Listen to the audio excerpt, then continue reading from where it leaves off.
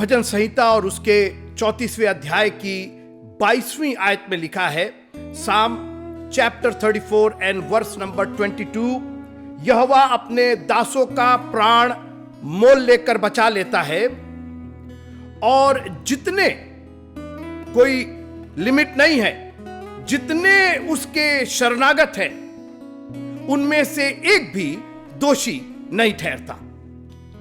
सोचिए आपको अगर अपने दोष से मुक्ति प्राप्त करनी है तो आज आपके पास खुदावंद एक सॉल्यूशन, एक सुझाव, एक उपाय भेज रहा है कि मेरी शरण में आ जाओ। और आज मैं उन सभी देखने वालों से और सुनने वालों से यह चुनौतीपूर्ण वचन देना चाहता हूं कि आप कितने निराश और कितने गम में डूबे हैं और केवल इसलिए कि आप पर या तो किसी ने दोष लगाया या आप खुद अपने आप को दोषी समझ रहे हैं। मैं नकारा हूं, मैं किसी काम का नहीं हूं, ये 6 महीने हो गए, मैं कोई प्रोडक्टिव काम नहीं कर पाया, मेरे हाथों से कोई ऐसा काम नहीं हुआ, रुपए नहीं आ रहे, पैसे नहीं आ रहे हैं। हर तरीके से आप अपने आप को दोषी मान बैठे हैं और लोगों ने भी आपको दोष लगाने में, आपके ऊपर दोष लगाने में कोई कसर नहीं छोड़ी है। आज मैं आपको चैलेंज करता हूं कि एक बार आप खुदावंद यीशु मसीह की शरण में आकर के देखिए, जितने उसकी शरणागत हैं। हम मूसा के चरित्र को निर्गमन की पुस्तक उसके 3रे अध्याय में देख रहे हैं, 3rd chapter of the book of exodus. Moses एक ऐसा कैरेक्टर जो अभी एक दोष लेकर के घूम रहा था। उसने मिस्र में एक मिस्री की हत्या की थी। फिरौन को यह पता चल गया था कि वो हत्यारा है, उसने हत्या की है और फिरौन उसको ढूंढ रहा था। और वो भगोड़ा होकर के, फ्यूजिटिव होकर एक झाड़ी में, उसने कटीली झाड़ी में उसने दर्शन दिया। 4 अध्यापकों की मदद से, गुमनाम सर, समय सर, मिस तन्हाई और मिस कठिनाई के द्वारा परमेश्वर ने आज इस बर्तन को इतना मुलायम बना दिया था, आज इस मिट्टी को इतना मुलायम बना दिया था कि यह बर्तन बनने के लिए तैयार थी। मित्रों, जब एक कुम्हार बर्तन बनाता है तो पहले मिट्टी को साफ करना पड़ता है, मिट्टी में से सारे दोष निकालने पड़ते हैं, मिट्टी को पानी से भिगाना पड़ता है, मिट्टी को उसके स्वरूप से बदल करके एक कीचड़ के रूप में बदल देना पड़ता है उसको। लेकिन कुम्हार को मालूम है कि वो क्या कर रहा है। अगर मिट्टी सरकशी ना करे, अगर मिट्टी कुम्हार का कोऑपरेट करे, पूरी तरीके से अपने आप को उसके ऊपर निर्भर कर दे, भरोसा कर ले कि ये जो भी कर रहा है वो बेहतर ही कर रहा है, वो एक खूबसूरत बासन बन करके तैयार होगी। और बासन बनने के लिए मिट्टी को मुलायम होना पड़ता है, नम्र और दीन होना पड़ता है। और इन 4 टीचरों ने 40 साल के बाद मूसा को इस लायक बना दिया कि मूसा अब कुम्हार के हाथ में पड़ करके, परमेश्वर के हाथ में पड़ करके मोल्ड किया जा सकता था। अपने हिसाब से परमेश्वर उसको एक खूबसूरत बासन बना सकता था। और आज मैं आपसे निवेदन करना चाहता हूं, छोड़ दीजिए अपना घमंड, छोड़ दीजिए अपना ईगो, छोड़ दीजिए अपने ऊपर दोष लगाना, अपने आप को दोषी ठहराना छोड़ दीजिए और कहिए, प्रभु जी, दुनिया ने तो हमको दोषी ठहराया, मैंने भी अपने आप को दोषी ठहराया, लेकिन आज के बाद से मैं पूरी तरीके से आप पर निर्भर हूं, क्योंकि मेरे दोष को अगर कोई दूर करेगा तो वो सिर्फ आप ही दूर करेंगे। मुझे दुनिया से कोई उम्मीद नहीं है, संसार से मैं कोई अपेक्षा नहीं रखता हूं। कोई बात नहीं, आप है ना हमारे साथ और आप हमें दोष मुक्त करेंगे। झाड़ी, कटीली झाड़ी में दर्शन दिया। एक दर्शन ने, कटीली झाड़ी के दर्शन ने मूसा की जिंदगी को एक खूबसूरत जिंदगी बना दी। और अब मूसा चूंकि जल से निकाला गया था, मूसा ने पानी का बपतिस्मा पाया था, मगर अभी आत्मा और आग का बपतिस्मा बाकी था। यूहन्ना बपतिस्मा देने वाले ने कहा कि मैंने तो तुम्हें पानी से बपतिस्मा दिया है, मगर मेरे बाद एक आने वाला है जो तुमको आत्मा और आग का बपतिस्मा देगा। फिर से सुनिए, मैंने तो तुमको पानी का बपतिस्मा दिया है, मगर एक मेरे बाद आने वाला है जिसकी जूती के बंद खोलने के लायक मैं नहीं हूं, वो तुमको आत्मा और आग से बपतिस्मा देगा। मित्रों, बपतिस्मा पुराने नियम की रीत रिवाज थी। इब्रानियों की पत्री और उसका 6वां अध्याय और उसकी 2 आयत, और बपतिस्मो और हाथ रखने की शिक्षा रूपी की नेव फिर से ना डाले। बपतिस्मो, बैप्टिज्म्स, कई तरह के बपतिस्मों का जिक्र पुराने नियम में हुआ है। और यहां पर परमेश्वर मूसा को एक बार फिर से वो बपतिस्मा देने जा रहा था, वो नया जन्म का अनुभव देने जा रहा था जो उसने निकोदीमस से यूहन्ना रचित सुसमाचार और उसके 3 अध्याय में किया। In the 3rd chapter of John, when Jesus spoke to Nicodemus, until a man is born again with water and spirit, ये जल से पानी से तो पैदा हो गया था, नामी मूसा था, पानी में से निकाला गया था, मगर अब आज उसको आत्मा और आग का बपतिस्मा दिया जा रहा है।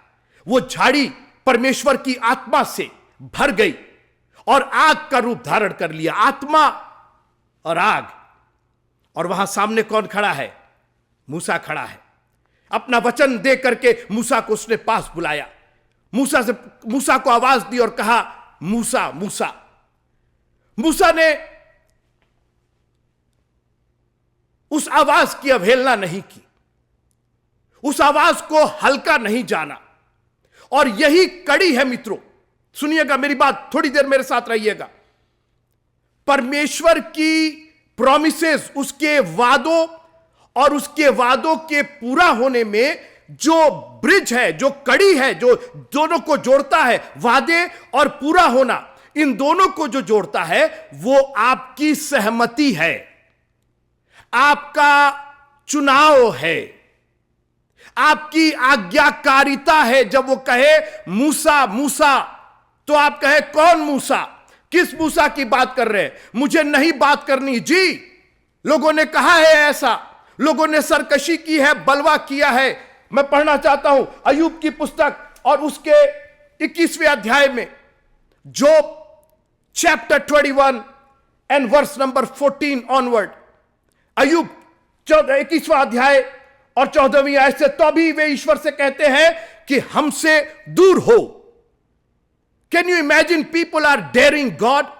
और आज के जमाने में भी लोग खुदा से डेयर कर रहे हैं, सामना कर रहे हैं खुदा का, खुदा की अवहेलना कर रहे हैं और कहते हैं कि तेरी गति जानने की हमको इच्छा नहीं रहती। सर्वशक्तिमान क्या है कि हम उसकी सेवा करें। आज दुनिया की सेवा करने को तैयार है, यहां एप्लीकेशन, वहां एप्लीकेशन, ये एग्जाम, वो एग्जाम। सर्वशक्तिमान की सेवा करनी हमें नहीं सुहाती। हम क्या करेंगे? उसकी सेवा करके क्या करेंगे? आज आप परमेश्वर के वादों को अपनी जिंदगी में पूरा होते हुए इसलिए नहीं देख पाते कि जब वो आपको आवाज देता है तो आप कहते हैं हमें नहीं सुनना है आपकी, हमारे पास बहुत दूसरे लोग सुनाने वाले हैं, बहुत मुझे अपने बॉस से सुनना है, अपनी नौकरी और अपनी चाकरी से सुनना है, अपने बच्चों से और अपनी बीबी और अपने हस्बैंड से सुनना है। आज दुनिया की सुन रहे हैं, खुदावंद की सुनने को कोई तैयार नहीं है। और फिर हम शिकायत करते हैं कि खुदा के वादे हमारी जिंदगियों में पूरे नहीं होते। जो परम प्रधान के छाए हुए स्थान में बैठा रहे। आज आप देखिए, इंटरनेट भरा हुआ है, वो तुम्हें आशीष देगा, वो तुम्हें आशीष देगा, वो तुम्हें चंगा करेगा, वो तुम्हें ये करेगा। मित्रों, केवल उन्हीं को करेगा जो परम प्रधान के छाए हुए स्थान में बैठा रहे। मूसा ने तुरंत अपनी हामी, अपनी सहमति दी। आज मैं आपसे चाहता हूं कि आप सहमति दिए, Lord work in my life, mould me, make me and mould me. प्रभु आप जैसे चाहे मेरी जिंदगी को बना करके रखिए। और मूसा ने कहा, क्या आज्ञा? मूसा परमेश्वर की ओर देखने से डर गया।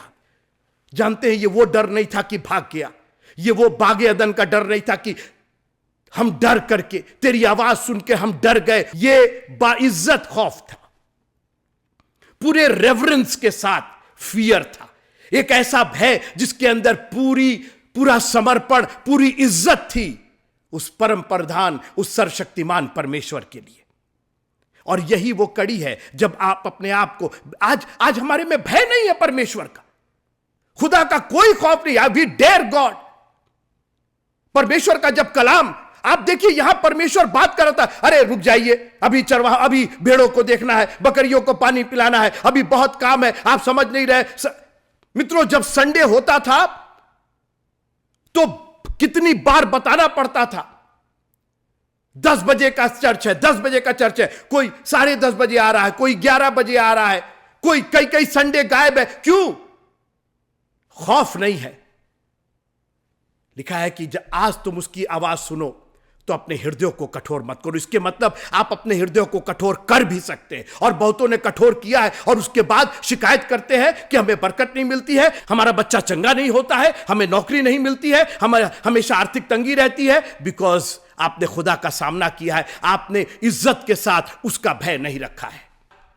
आज खुदा ने बड़े प्यार से उसको आवाज दी, हे बोझ से दबे और थके लोगों, मेरे पास आओ, मैं तुम्हें विश्राम दूंगा। कब आपने उस आवाज को पहचाना है, उसको सुना है और उस पर अमल किया है? मेरी भेड़ें मेरी आवाज को सुनती है। यह भेड़ बकरी जरूर चरा रहा था, मगर आज इसको रियलाइज होता है कि यह खुदावन की चराई की भेड़ें। बाइबल कहती है कि हम उसकी चराई की भेड़ें। There is a close and personal relationship with God. ये रिलेशनशिप जब मेंटेन हो गया, मेरी बात थोड़ी देर रहिए मेरे साथ, जब खुदा का रिलेशनशिप मोसेस के साथ स्टैब्लिश हो गया, जब वो संबंध बन गया, जब आप फोन करते हैं तो जब तक घंटी बजती रहती है आप नहीं बोलते रहते, हाँ हेलो भाई क्या हालचाल है, और ये अरे भाई घंटी बज गई, अभी उधर से भी तो उठने दीजिए, उधर से भी तो हेलो होने दीजिए, उधर से भी तो पूछा जाना चाहिए कौन है भाई, कहां से बोल रहे हैं, कैसे बोल रहे हैं, क्या काम है आपको। आज तो हम लोगों ने, परमेश्वर घंटियों पर घंटियां बजा रहा है। कितनी कटीली झाड़ियां उसने हमारी जिंदगियों में जला जला करके हमारा ध्यान आकर्षित किया है, कितनी बार उसने नाम ले लेकर के हमें पुकारा है। मगर एक हम हैं कि पूरी रिंग चली जाती है, परमेश्वर पुकारता ही रह जाता है। सर्वशक्तिमान क्या है, कौन है, हम उसकी सेवा क्यों करें और हम उससे विनती क्यों करें, हमें क्या लाभ होगा। मित्रों, आज इस एटीट्यूड को निकाल दीजिएगा। लिखा है कि परमेश्वर के डरवैयों के चारों ओर उसका दूत छावनी किए हुए उन्हें बचाता है। आप आज अपनी जिंदगी का अवलोकन कीजिए, क्या आप परमेश्वर के डरवैये हैं? क्या आप उससे डरते हैं? क्योंकि परमेश्वर का दूत भी है, छावनी किए हुए बचाएगा, लेकिन शर्त यह है कि आपको परमेश्वर के डरवैये होना पड़ेगा। क्या यह क्वालिफाई किया है कि नहीं? आपने एक डरवैया के रूप में अपने आप को आपने स्थापित किया है कि नहीं? प्रभु, हम डरते हैं तो सिर्फ आपसे डरते हैं। शद्रक, मेशक और अबेदनगो राजा के सामने पहुंच गए, बोले राजा, ना तुझसे, ना तेरी आज्ञा से और ना उस धधकते हुए भट्टे से हम डरते हैं। अगर हम डरते हैं तो सिर्फ अपने खुदावन से भय खाते हैं, बाइज्जत उसका खौफ करते हैं। हम पूरे रेवरेंस के साथ, पूरी इज्जत के साथ, और उसकी आज्ञाओं को हम टाल नहीं सकते हैं। परमेश्वर ने अपने बारे में, उसके पास्ट को जो वो जानता था, उससे शुरुआत की और कहा कि मैं तेरे पिता का परमेश्वर, अमराम उसके पिता का नाम था, मूसा के पिता का नाम था अमराम, बोला मैं अमराम का परमेश्वर हूं। इतना क्लोज रिलेशन। अरे मूसा ने कहा आप मेरे पापा के परमेश्वर हैं, आप तो मेरे फैमिली गॉड हैं। और फिर कहा मैं इब्राहिम का, इसहाक का और याकूब का परमेश्वर हूं। परमेश्वर ने स्टैब्लिश किया बैकवर्ड ले जाकर के, जो वो जानता था, क्योंकि फ्यूचर वो नहीं जानता था, फ्यूचर अभी नहीं मालूम था। और इसीलिए मैं आपसे बार बार निवेदन करता हूं, पुराने नियम की पुस्तक को जरूर पढ़िए। आपको पता चलना चाहिए कि आपका परमेश्वर कौन सा परमेश्वर है, किसका परमेश्वर है। आप सीधे जंप कर जाते हैं नए नियम के किसी वाक्य पर, नए नियम के किसी प्रश्न पर उलझ जाते हैं। अरे पहले आप वापस तो जाइए, ABCD तो सीख लीजिए, अल्फाबेट सीख लीजिए, उसके बाद किसी वाक्य और किसी पैराग्राफ पर बात कीजिएगा। पुराना नियम मित्रों परमेश्वर की पर्सनैलिटी, उसके एट्रीब्यूट्स, उसकी महानता को और उसके फेथफुलनेस को दर्शाता है। कि तुम जरूर कमजोर होगे। लिखा है कि और इब्राहिम 99 वर्ष का हुआ और परमेश्वर ने कहा मैं सर्वशक्तिमान परमेश्वर हूं, मेरी उपस्थिति में चल और सिद्ध हो। यही बात मूसा को बताना चाहता था कि मैंने इब्राहिम से जो कमजोर हो गया था, जो शारीरिक रूप से दुर्बल और हर तरीके से फीबल हो गया था, उसके पास ताकत नहीं थी, उस वक्त मैंने कहा कि तुम्हारी ताकत से कोई फर्क नहीं पड़ता। मैं सर्वशक्तिमान था, मैं सर्वशक्तिमान हूं और मैं सर्वशक्तिमान रहूंगा। और आज मैं वही सर्वशक्तिमान परमेश्वर हूं। गॉड एस्टैब्लिश्ड हिज डियटी, उसने अपना ईश्वरत्व वहां पर स्थापित किया ताकि मूसा को समझ में आ जाए कि वो किससे बात कर रहा है। और आज मैं आपको चैलेंज करता हूं कि आपके पास भय इसलिए नहीं है कि आपने खुदा के खौफ को, आपने उसकी ताकत को, आपने उसकी सर्वशक्तिमानता को अभी तक पहचाना नहीं है, देखा नहीं है। जिस दिन आप ये जान जाएंगे कि वो आग में चौथा पुरुष है जो अब मेरे साथ चल सकता है, वो अपने स्वर्गदूतों को शेरों की मान में भेज करके शेरों का मुंह ऐसा बंद करा सकता है कि हमारी कुछ हानि नहीं होगी। जिस दिन आपको यह पता चल जाएगा कि ऐसे परमेश्वर की आप उपासना करते हैं, ऐसे परमेश्वर के आप भक्त हैं, ऐसे परमेश्वर के संतान होने का अधिकार रखते हैं, उस दिन दुनिया का खौफ खत्म हो जाएगा। खुदावंत का खौफ, खुदावंत का एक इज्जत भरी का भय आपके जिंदगी में आ जाएगा।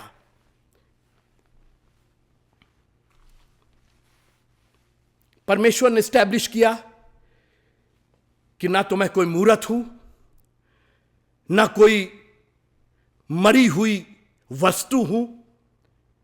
परमेश्वर ने कहा कि मैंने उनके दुखों को, मैं पढ़ना चाहता हूं, फिर यहोवा ने कहा मैंने प्रजा के लोगों को जो मिस्र में है उनके दुखों को देखा है।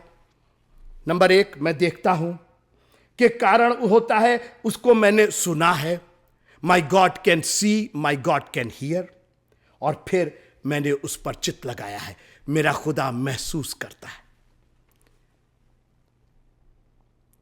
मेरा खुदावन तरस खाने वाला प्रभु है, मोहब्बत भरी है। In fact love is God, God is love. खुदा मोहब्बत, ईश्वर प्रेम है।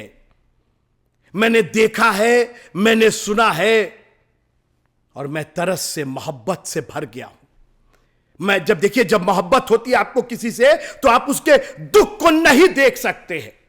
सुखों के लिए आप कुछ भी कर सकते हैं, और मित्रों उसको हमारे दुख भी देखे नहीं गए और इसीलिए वो आसमान से जमीन पर आ गया। लिखा है कि और वचन देहधारी हुआ। वो वचन जो परमेश्वर था, परमेश्वर के साथ था, वचन ही परमेश्वर था, वही परमेश्वर देहधारी हो गया।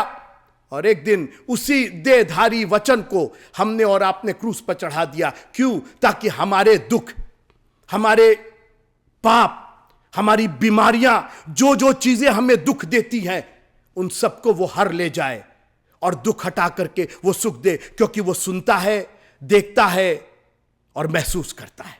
यह है हमारा परमेश्वर। जब आपको उसकी मोहब्बत पता चल जाएगी कि उसने कितना बड़ा हमसे प्यार किया है, उसका भय, उसकी इज्जत तो ऐसे आपके दिल में भर जाएगी कि फिर आप उस इज्जत से कभी दूरी नहीं हो पाएंगे, उस भय से कभी दूरी नहीं हो पाएंगे, और आप कहेंगे कि मैं क्या कर दूं खुदावंद आपके लिए। लिखा है कि वो एक फरीसी के घर में खाना खाने को बैठा था। एक पापनी स्त्री आई, उसके पांव के पास पीछे खड़ी हो गई, रोती जाती थी, इत्र लगाती जाती थी, आंसुओं से उसके पैर को धोती थी और अपने बालों से उसको पोंछती थी। मैं नहीं जानता हूं कि आपके पास कितना प्यार है उसके लिए, कितना भय है आपके अंदर। आप कब उसके चरणों के पास आपने बैठ करके, और लोगों ने दोष लगाया, इसको मालूम नहीं है, भविष्यवक्ता होता तो मालूम हो जाता कि यह पापनी स्त्री है। और यीशु मसीह ने इतनी खूबसूरत एक बात, एक कहानी, एक दृष्टांत कह दिया, बहुत माफ हुआ जिसका। उन्होंने एक देनदार के बारे में बताया, एक कर्जदार था, उसका बहुत माफ हुआ था। कभी आप अपनी जिंदगी में देखिएगा, आपका और मेरा, आपका तो कितना माफ हुआ मुझे नहीं मालूम, लेकिन मेरा तो इतना माफ हुआ है कि अगर मैं जिंदगी के आखिरी सांस तक भी उसका धन्यवाद करूं तो वो कम होगा। खुदावंद, मैं यही चाहता हूं कि मैं हर समय तेरी स्तुति करूं, तेरी स्तुति निरंतर मेरे मुख से होती रहे। मैं हर समय तुझे धन्य कहूंगा, क्योंकि आपने मेरे ऊपर इतने उपकार किए हैं। जिनका वर्णन मैं नहीं कर सकता हूं। मैंने उनके दुखों को देखा है, मैंने उनकी चिल्लाहट को सुना है और मैंने उस पर चित्त लगाया है। खुदावंद ने स्टैब्लिश किया, I am a loving God, और मैं ही उद्धार करने वाला परमेश्वर हूं, मैं ही करूंगा। तुमने अपनी हिकमत कर ली, तुमको जो करना था वो तुमने कर लिया, अब मैं करूंगा। और मैं यहां पर खत्म करना चाहता हूं। परमेश्वर ने कहा, इसलिए आ, मैं तुझे फिरौन के पास भेजता हूं। ये क्यों प्रभु जी? ठीक है, आपने सब बताया कि आप कौन हैं, हम मानते हैं और आपका भय खाते हैं और पूरा एहतराम है मेरे दिल में आपके लिए, और लेकिन आप मेरे को क्यों एक वर्ड है मित्रों, एक फ्रेज है, जैसी नियत वैसी बरकत, जैसी नियत वैसी बरकत। जो आपकी इच्छा है, बाइबल कहती है, मांगो तो तुम्हें दिया जाएगा। आपको मालूम है मूसा की नियत क्या थी? मूसा अपने भाइयों को, अपने जात भाइयों को, अपने इब्री लोगों को छुड़ाना चाहता था, यही नियत थी। और मित्रों, जब तो आपकी नियत परमेश्वर की नियत से, परमेश्वर की इच्छा से मैच कर जाएगी, मिल जाएगी, कोई आशीषें आपसे दूर नहीं रहेंगी। एक बर्तुलमै नाम का अंधा आदमी था, यीशु मसीह ने उसको बुलाया। यीशु भी चाहते थे कि वो चंगा हो जाए, अरे बहुतों को आंखें दिया था, लेकिन मगर आज उसकी नियत पूछ रहे थे, क्या चाहते हो, मैं तुम्हारे लिए क्या करूं? अरे ये पूछने की जरूरत क्या है? आप जानते, आप देख नहीं रहे कि मैं नहीं, मुझे तुमसे सुनना है। और आज खुदावंद आपसे सुनना चाहता है, आपकी क्या नियत है, आपकी क्या इच्छा है, क्योंकि जो नियत होगी वैसे ही आपकी बरकत होगी।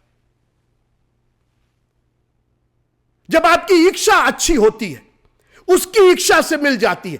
लिखा है कि तुम मांगते हो इसलिए नहीं पाते कि बुरी इच्छा से मांगते हो।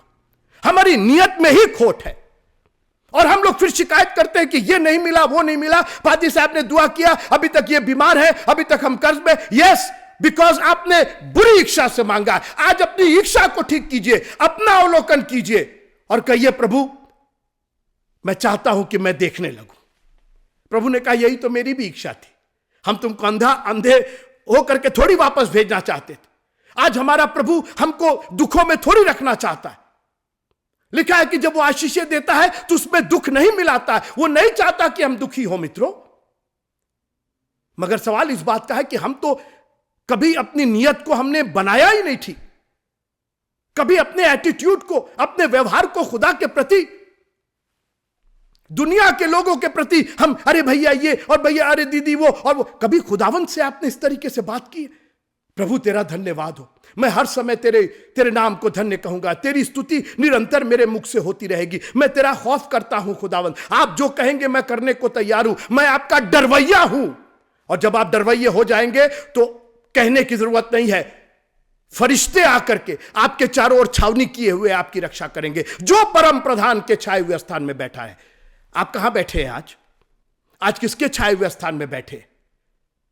मित्रों, मैं नहीं जानता हूं कि कितना दोष आपने अपने ऊपर लगाया हुआ है, अपने आप को आप कितना दोषी मानते हैं। आज मैं आपको चैलेंज करता हूं, चुनौती देता हूं, उत्साहित करता हूं कि एक प्रभु है जो आपको बुला रहा है, कॉल दे रहा है, बोल रहा है, मूसा मूसा मैं यहां हूं प्रभु जी, शामुएल शामुएल कह कि तेरा दास सुनता है। एक बार मेरा नाम लेकर के पुकार दीजिए, मैं तैयार हूं। मैं तो यूं ही कह रहा हूं, प्रभु प्रभु I am ready to listen to you. आपका वो खौफ, आपकी वो इज्जत मेरे दिल में भरी हुई है, मोहब्बत भरी हुई है खुदावत।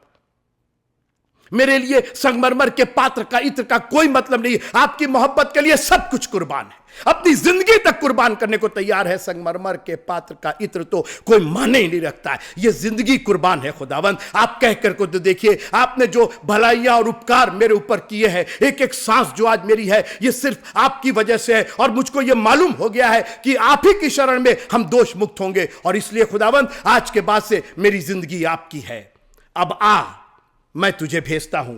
नियत तुम्हारी थी ना मूसा, तुम चाहते थे ना अपने भाइयों को, अपने जात भाइयों को, अपने इब्री लोगों को छुड़ाना चाहते थे ना। हाँ प्रभु जी चाहते तो थे, लेकिन वो गलत। कोई बात नहीं, अब मैं तुझे भेजता हूं। आज मैं आपसे निवेदन करना चाहता हूं, खुदावंद से कहिए, खुदावंद मैं नहीं, तू मुझे भेजेगा। जहां तू भेजेगा, चाहे आप फिरौन के दरबार में भेजिए, वापस मिस्र में भेजिए, जहां पर मुझे दोष लगाया गया था, अब तो आपने दोष मुक्त कर दिया, मुझे पवित्र कर दिया। आज आपने आत्मा और आग से भी बपतिस्मा दे दिया है। मैंने पानी का बपतिस्मा तो पा लिया था, आज आपने आत्मा और आग का बपतिस्मा दे करके एक मोहर लगाई है। आपने न सिर्फ अभिषिक्त किया है, आज मुझको अधिकार भी दिया है। You have not only appointed me, you have not only anointed me, but you have also appointed me. आज आपने अधिकारिक भी हमें बनाया है, और आपने जो अधिकार दिया है मरकुस की इंजील उसके 16वें अध्याय की आखिरी आयतों में, वो अधिकार का प्रयोग हम करेंगे तेरे नाम से खुदावंद। हालेलुया। अब मैं तुझे भेजता हूं। हमारा खुदावंद हमारे साथ, उसने कहा देखो जगत के अंत लो। मिस्र क्या है? मिस्र क्या है? किस देश की बात करो? अरे मिस्र छोड़ दो, मैं जगत के अंत लो तुम्हारे साथ हूं। मिस्र में तो हुई ही तुम्हारे साथ। इस संसार में जहां रहते हो वहां तो इस जगत का अंत भी हो जाए। लोग कह रहे ना अंत हो रहा, ये हुआ है, घबराइए नहीं। एक नहीं 2 बार अंत हो जाए, क्या फर्क पड़ता है? वो जगत के अंत लो हमारे साथ है, and that is good enough for me. इतना वादा हमारे लिए काफी है, मगर उसके वादे और उसके पूरा होने में आपकी भूमिका क्या है? आप किस तरीके से वादे को और उसके पूरा होने को देख रहे हैं, उसको कैसे जोड़ रहे हैं? खुदावंद मैं यहां मौजूद हूं, मुझे भेज और मैं आपकी सेवा करूंगा। जय मसीह की।